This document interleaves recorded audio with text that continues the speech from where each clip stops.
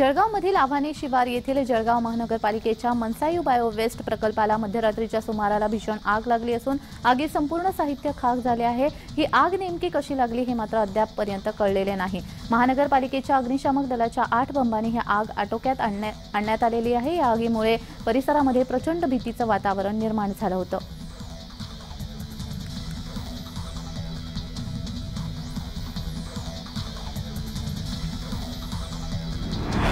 केंद्राने hit and run प्रकरणी केलेल्या कायद्याच्या विरोधात टँकर चालकांनी संप पुकारल्यामुळे पुणे शहरातील अनेक पेट्रोल पंपावर गर्दी झाल्याचं पाहायला मिळतंय।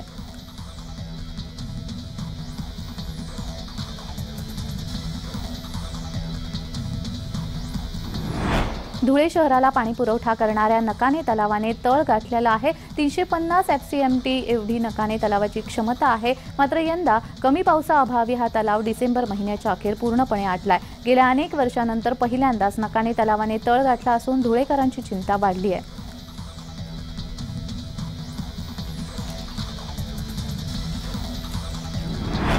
पतंग उडवताना नायलॉन मांजामुळे अनेक जण जखमी होत असल्यामुळे यावर शासनाने बंदी घातली आहे। त्यामुळे नायलॉन मांजा विक्री करू नये असं आवाहनही पोलीस प्रशासनाने करून सुद्धा काही व्यावसायिक पतंगासोबत चायनीज नायलॉन मांजा विक्री करीत असताना पोलिसांना आढळून आले। त्यामुळे या पथकाने काल रात्री उशिरा 2 ठिकाणी छापे मारून 1,02,000 रुपयाचा मांजा जप्त केलेला आहे। दोघांवर हिंगोलीच्या शहर पोलिसात गुन्हा दाखल करण्यात आला।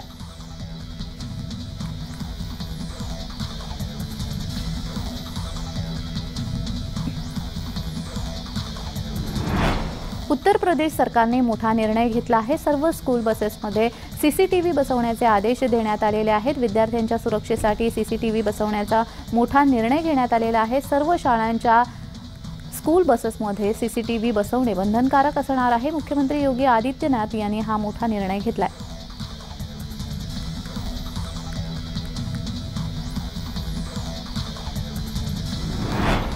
गेल्या वर्षभरात ग्राहकांची चांदी झाली तर त्यांना सोन्यासारखा परतावा मिळालाय। सोने चांदीने ग्राहकांना धक्का दिला असला तरी गुंतवणूकदारांना मात्र जोरदार फायदा झालाय। गुंतवणूकदारांना सोने प्रति 10 ग्रॅम 8,779 रुपयांनी तर चांदी किलो मागे 7,200 रुपयांनी वर्षभरामध्ये महागली आहे।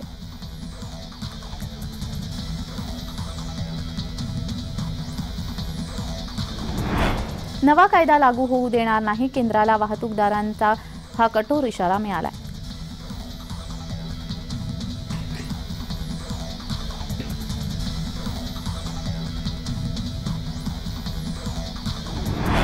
सिंदखेड राजा विकास आराखडा तात्काळ मंजूर करावा यासह विविध मागण्यांसाठी राष्ट्रमाता जिजाऊंच्या जन्मस्थळ असलेल्या सिंदखेड राजा येथील राजवाड्यासमोर सर्वपक्षीय धरणे आंदोलन करण्यात आलं। सातत्याने सरकार दरबारी मागणी करून देखील सरकार जिजाऊंच्या या ऐतिहासिक वारशाकडे दुर्लक्ष करत असल्याचा आरोपही यावेळी करण्यात आला।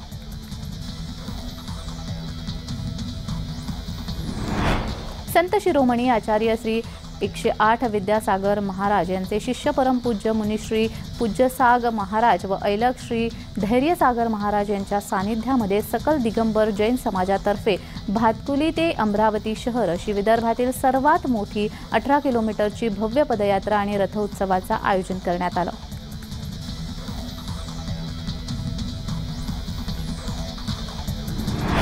ओडिशा राज्यातील 12व्या शतकातील श्री जगन्नाथ मंदिरामध्ये प्रशासनाने 1 जानेवारी 2024 पासून दर्शन घेण्यासाठी येणाऱ्या भाविकांसाठी ड्रेस कोड लागू केलेला आहे। मंदिरात येणाऱ्या भाविकांनी व्यवस्थित कपडे घालून न आल्यास त्यांना दर्शन घेऊ दिले जाणार नाही। फाटकी जीन्स स्कर्ट आणि पारदर्शी कपडे घालून येणाऱ्या भाविकांना दर्शन घेण्यास मनाई करण्यात आलेली आहे। तसेच मंदिरात आलेल्या भाविकांनी गुटखा आणि पान खाणे, प्लास्टिक तसेच पॉलिथिनचा वापर करण्यावरही बंदी घालण्यात आलेली आहे।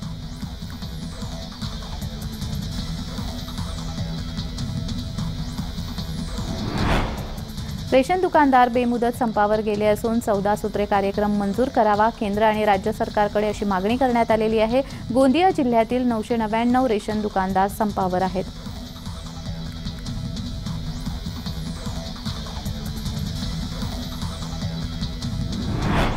गोंदियामध्ये टँकर चालकांच्या संपाचा फटका विद्यार्थ्यांना बसताना दिसतोय। खासगी शाळेतील बस चालक सुद्धा संपामध्ये सहभागी झाले असून आता अनेक शाळांनी ऑनलाईन क्लासेसचा पर्याय निवडलाय।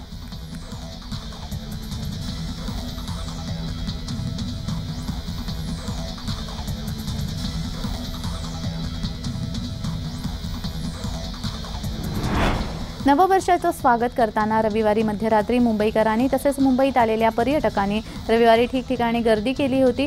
मुंबईतील समुद्रकिनारे, चौपाट्या, पर्यटन स्थळे गर्दीने फुलून गेली होती। मुंबईकरांच्या या जल्लोषाला गालबोट लागू नये यासाठी सुमारे 13,000 पोलिसांचा फौजफाटा तैनात करण्यात आला होता। मुंबई पोलिसांनी नववर्षाच्या पहाटेपर्यंत चोख कर्तव्य बजावलं आणि मुंबईकरांनी देखील शिस्त पाळत वर्षाअखेर साजरा केला।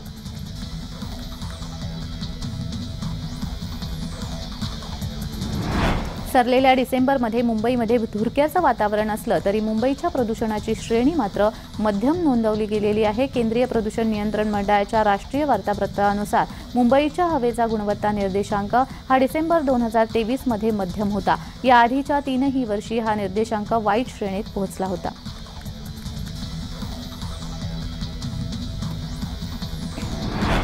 कामगार कायद्याच्या उल्लंघन प्रकरणी बांगलादेशचे नोबेल पारितोषिक विजेते अर्थतज्ञ डॉक्टर मोहम्मद युनुस यांना सोमवारी न्यायालयाने 6 महिन्यांच्या तुरुंगवासाची शिक्षा सुनावली आहे।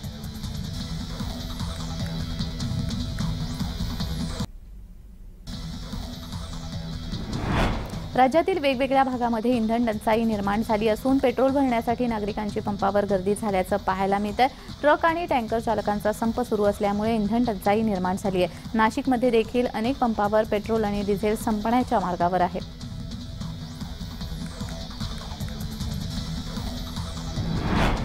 जागतिक पातळीवर अत्याधुनिक तंत्रज्ञान आणि कृत्रिम बुद्धिमत्ता प्रणालीच्या वापराला गती येते आहे। बदलत्या तंत्रज्ञानाची कास पकडून आता टाटा कॅन्सर रुग्णालयासह देशातील अन्य 4 महत्त्वाच्या संस्थांनी एआयचा वापर रुग्णसेवेसाठी करण्याचा निर्णय घेतलाय। मुंबईतील टाटा कॅन्सर रुग्णालयामध्ये रुग्णांच्या रेडिओलॉजी आणि पॅथॉलॉजीशी संबंधित निदान निष्कर्षाच्या नोंदी या बँकेमध्ये जतन करण्यात येत आहेत।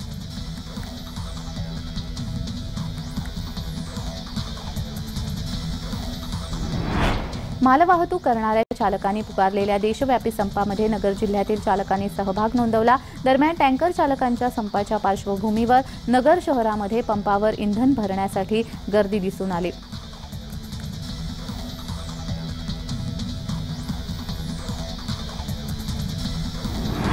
केंद्र सरकारने नव्याने आणलेल्या मोटर वाहन धोरणाच्या विरोधात इंधन वाहतूकदार चालक पुढील या 3 दिवसांमध्ये संपावर गेलेले आहेत। इंधन वाहतूक पूर्णतः ठप्प होणार आहे आणि याचा थेट परिणाम सर्वसामान्य नागरिकांवर होणार आहे। त्यामुळे इंधन भरण्यासाठी ज्या पेट्रोल डिझेल पंपावर इंधन शिल्लक आहे त्या ठिकाणी नागरिकांनी गर्दी केली असून पेट्रोल डिझेल मिळत नसल्याने नागरिकांची गैरसोय होती आहे।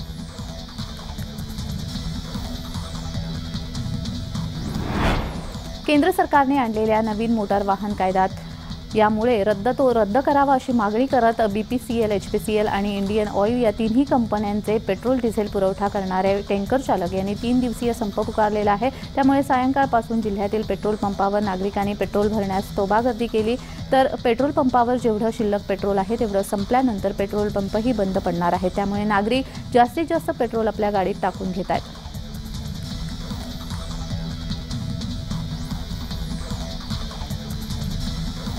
अकोला जिल्ह्यातील पेट्रोल पंपावर वाहनधारकांनी पेट्रोल भरण्यासाठी प्रचंड मोठ्या रांगा लावल्या। बंदमध्ये पेट्रोल डिझेल वाहतूक करणारे टँकर चालक देखील सहभागी झाल्याने पेट्रोल डिझेलचा तुटवडा होऊन या भीतीने वाहन चालकांनी पेट्रोल पंपावर तुफान गर्दी केल्याचं चित्र अकोला जिल्ह्यामध्ये सर्वत्र दिसून येत आहे।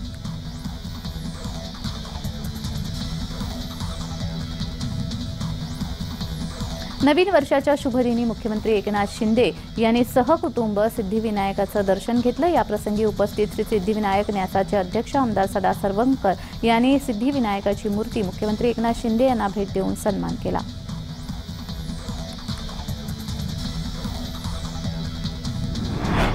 अभिनेता प्रसाद ओक हा त्याच्या अभिनयाने नेहमीच प्रेक्षकांची मनं जिंकत असतो। प्रसादच्या आगामी चित्रपटांची प्रेक्षक उत्सुकतेने वाट बघत आहेत। नुकताच प्रसादने एक खास व्हिडिओ सोशल मीडियावर शेअर केलाय। या व्हिडिओमध्ये ओक कुटुंबाच्या नव्या घराची झलक दिसते।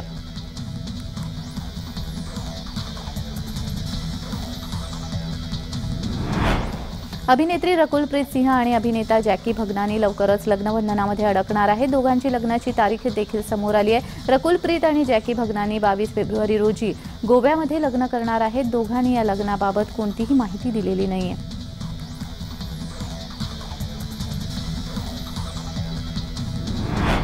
शबरी योजनेअंतर्गत 1 लाख घरकुलांचे उद्दिष्ट पूर्ण करण्यास शासनाकडून दिरंगाई होत असल्याच्या निषेधार्थ शेकडो संतप्त आदिवासींनी नाशिक कळवण प्रशासकीय इमारतीसमोर DYFI संघटनेच्या नेतृत्वाखाली बेमुदत उपोषण सुरू केले आहे.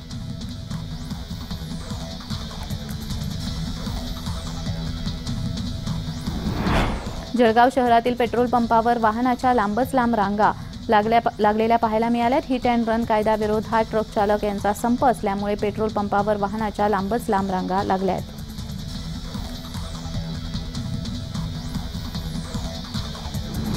नागरिकांनी भिवंडी शहरातील पेट्रोल पंपावर पेट्रोल घेण्यासाठी एकच गर्दी केली होती. पेट्रोल पंप मालकांनी गर्दी पाहताच पेट्रोल पंप बंद केले असून सकाळी 6 वाजता ते पुन्हा सुरू राहणार याची माहिती देखील दिली होती. तसेच 4 दिवस चालेल एवढे पेट्रोल असल्याची माहिती यावेळी देण्यात आली असून पोलीस प्रशासनानेही यावेळी नागरिकांना अफवांवर विश्वास ठेवू नये, पेट्रोल पंप हे सुरळीत सुरू राहणार अशी माहिती पोलीस प्रशासनाकडून देण्यात आली आहे.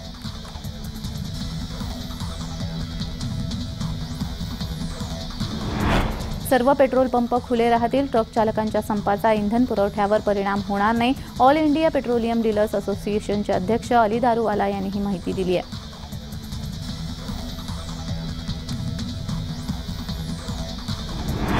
अयोध्येमध्ये 22 जानेवारी रोजी रामलल्लाच्या मूर्तीची प्राणप्रतिष्ठापना होणार आहे.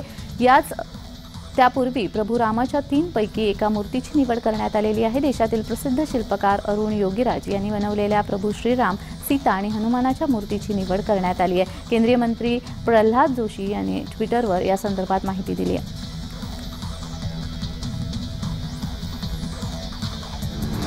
नव्या वर्षामध्ये कोरोनाने डोकेदुखी वाढवली आहे. कोविड-19चा संसर्ग सातत्याने वाढतोय. कोरोनाच्या नव्या JN.1 व्हेरिएंटचा धोका देखील वाढलेला पाहायला मिळतोय. नवीन वर्षामध्ये भारतातील कोविड-19च्या सक्रिय रुग्णांची संख्या 4394 वर पोहोचलेली आहे. कर्नाटक कोरोना विषाणूची परिस्थिती चिंताजनक आहे आणि कर्नाटकात गेल्या 24 तासात 296 नवीन कोरोना रुग्णांची नोंद झाली आहे. तर महाराष्ट्रातील कोरोना रुग्णांच्या पॉझिटिव्हिटी दरामुळे प्रशासनाची चिंता वाढलेली आहे. 31 आणि नवीन वर्षाच्या निमित्ताने गर्दीच्या ठिकाणी जाण्यामुळे संसर्ग वाढलाय.